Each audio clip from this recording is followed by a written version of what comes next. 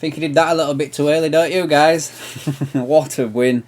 I'm still on a high from it all, to be honest with you. I've tried recording this video like 3 times now, and I'm still like on a bit of a high. But yeah, they're just playing back the red card for Van Dijk now. Anyway, let's get some of these negatives out of the way first before we talk about a few of the positives, So let's start on that red card since I've just played it back for me. In my opinion, yes, it's a foul. I've just seen it up close about 4 times now in a row. You can clearly see he touches the heel of Isaac before he takes the ball, right? Clear as day, guys. As a Liverpool fan, it's clear as day. However, it's a yellow card. Last season, it was probably a red. Borderline, right? Borderline red. Now, it's a yellow because of the new ruling, which is basically that even if it's a goal scoring opportunity, it's outside the box, it's a yellow card. Inside the box, it's a red. That's plain and simple as the rule. Will it get rescinded? I'm not too sure on it. I don't think it's as clear cut as the McAllister one. Can you imagine though if we have 2 games in a row where we've had a place and often both of them get rescinded?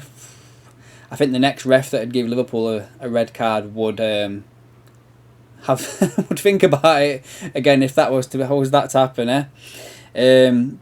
The Trent booking, let's go over that as well. It was a foul on Trent to start with. Him throwing the ball away. Yes, nowadays, guys, I'm afraid that is a bookable offence. But the referee should have got it right in the first place and awarded a free kick to Liverpool and not a throw-in, basically.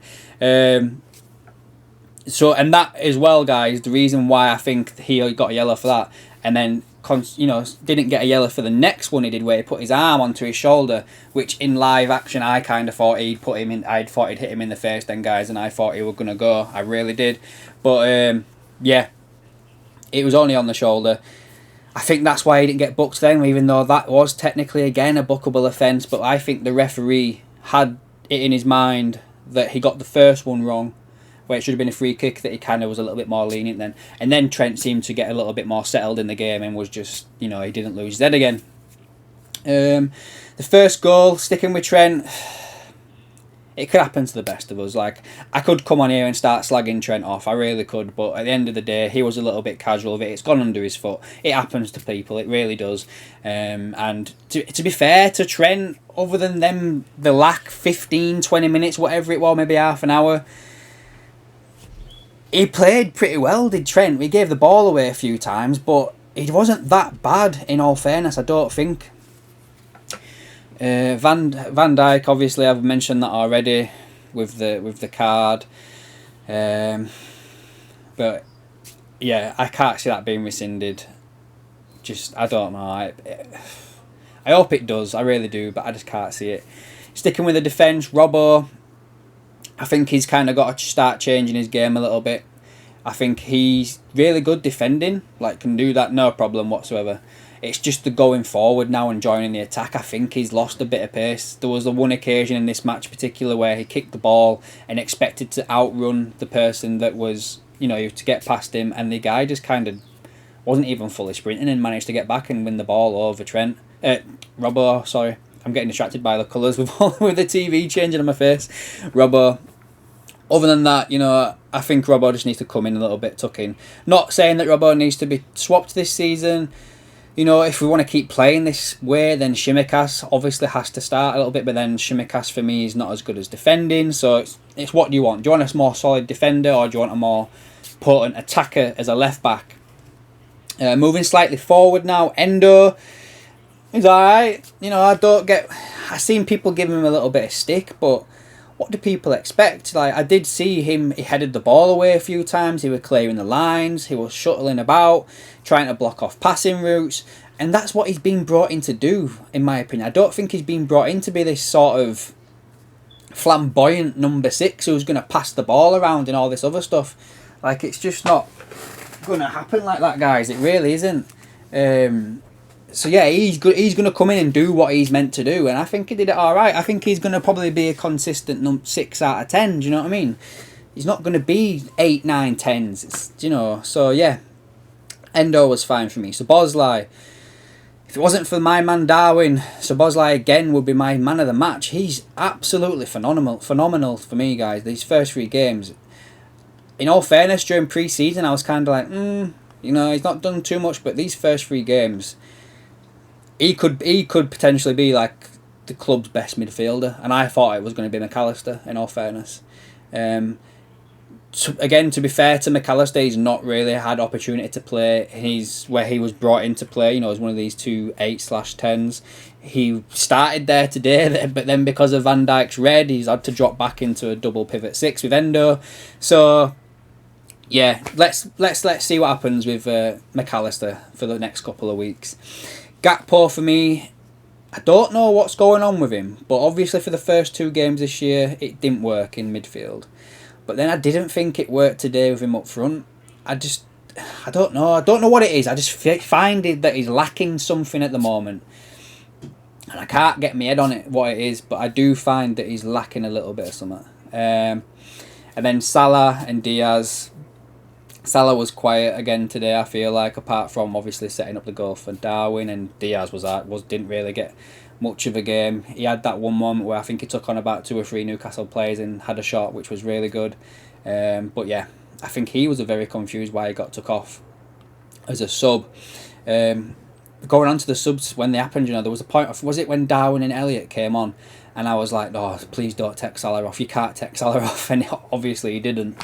Which was really good. Now, Darwin, we've been screaming out for him to do this. We have been waiting for Darwin Nunez to come and join Liverpool and be this potent attacker that when he came and played for Benfica at Anfield, he was just instinctive, just every shot, you know, on target. He was dangerous. He scored goals. And we've been waiting for that to come. Yes, last year he may have been stifled by his suspension that he had. And then he never really got going again. Pre-season this year, he looked on it. He was banging in goals left, right and centre. Started this season, not really had much of a chance, not much of a shout. But then, for the rest of this whole thing, with him now where he is, I just feel like he's probably in the best situation that he could be in now at Liverpool. Does he start against Villa? Maybe not. I don't know. Maybe he's one of them impact sub players at the moment. But I guess at the same time, you can't not play him now after he scored twice. And obviously, as I just mentioned, Gakpo's not really been showing much. So maybe Darwin's earned himself a starting spot next week against Aston Villa. You know, he's one of them players that obviously seems that he needs to play with a lot of confidence. And he's got it now. I think last year, obviously, he were lacking in confidence. He was snatching at things.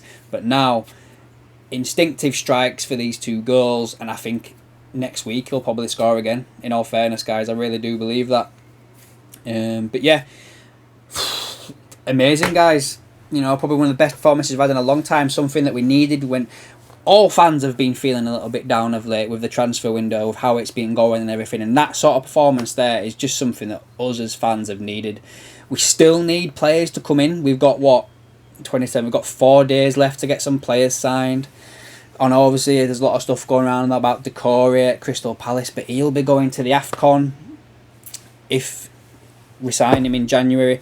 So if we sign Decore, do we get another midfielder in like Kone or Thuram, or just someone who can help cover? Do you know what I mean?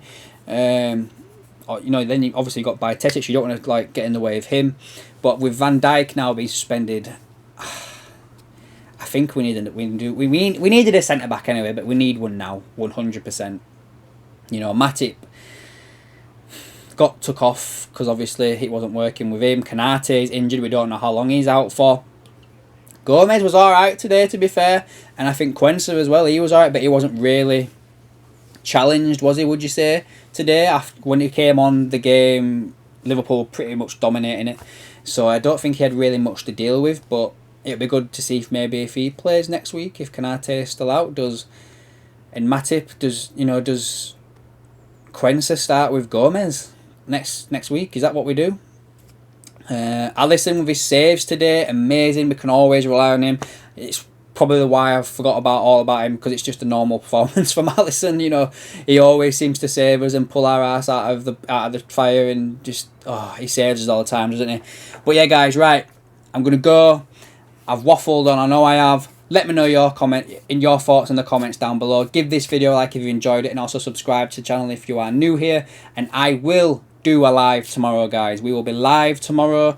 I'll potentially do it in the morning, round about 10-ish. I'll drop a little notification into the feed so you can all see and get ready for it. Right, guys, I'll see you tomorrow morning.